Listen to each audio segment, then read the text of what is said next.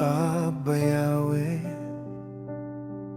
ang kanyang mga anak ay magpasan ng bigat at hirap sa bawat hakbang ng buhay na puno ng luha at bighati.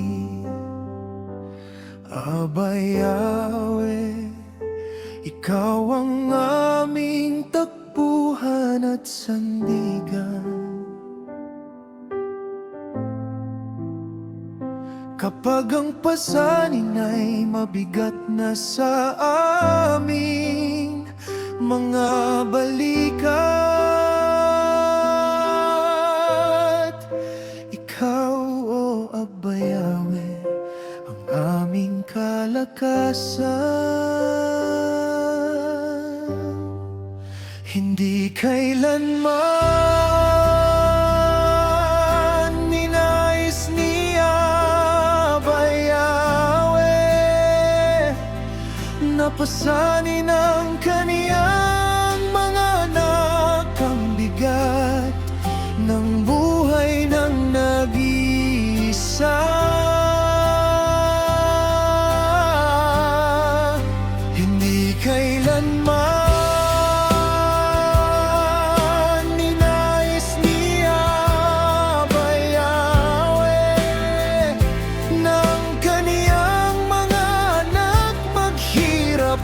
magdusa, kaya ang pinakamatibay na mananampalataya ay hindi ang pagtitiwala sa sarili, kundi ang lubos na pagtitiwala kay Abayawe, ang tunay na Elohim, magpakailanman. Ang lubos na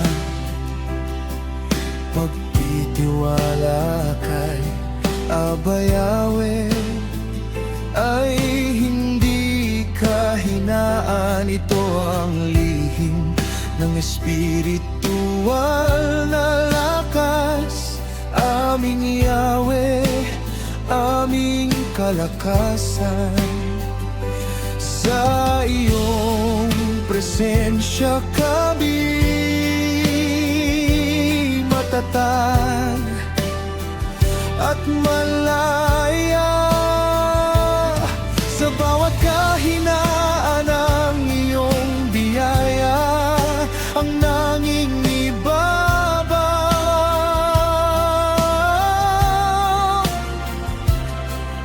Sa bawat takot ang iyong pag-ibig ang nagpapatibay.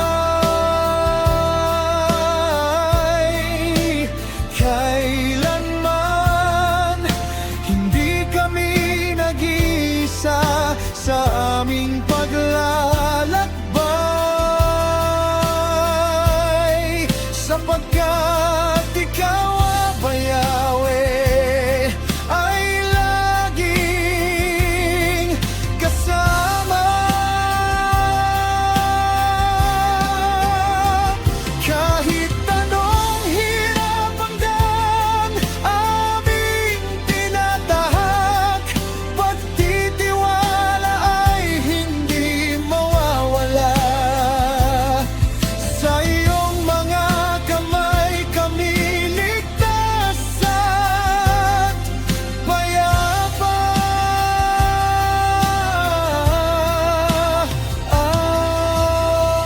Abayawe, ikaw ang aming sandigan, ngayon at kailanman.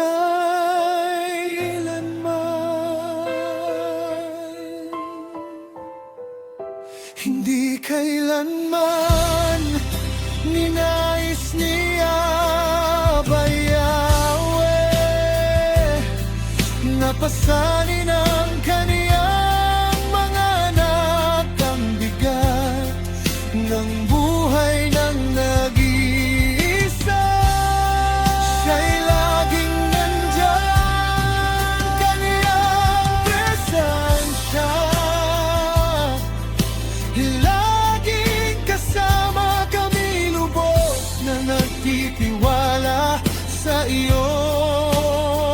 Tanging iyo lamang, Aba Yahweh na aming Elohim. Isinusuko namin sa'yo ang lahat, ang aming tiwala, aming buhay. Aba Yahweh, pinauubaya namin sa'yo ang lahat. Ang pagtitiwala sa'yo ang siyang tunay naming lakas. Sa iyong pag-ibig kami tatayo't papurihan ka magpakailanman. Aba Yahweh, ikaw ang aming lakas. Aba Yahweh, ikaw ang aming kaligtasan. Sa iyong presensya kami payapa. Sa iyong mga kamay sinusuko namin ang lahat.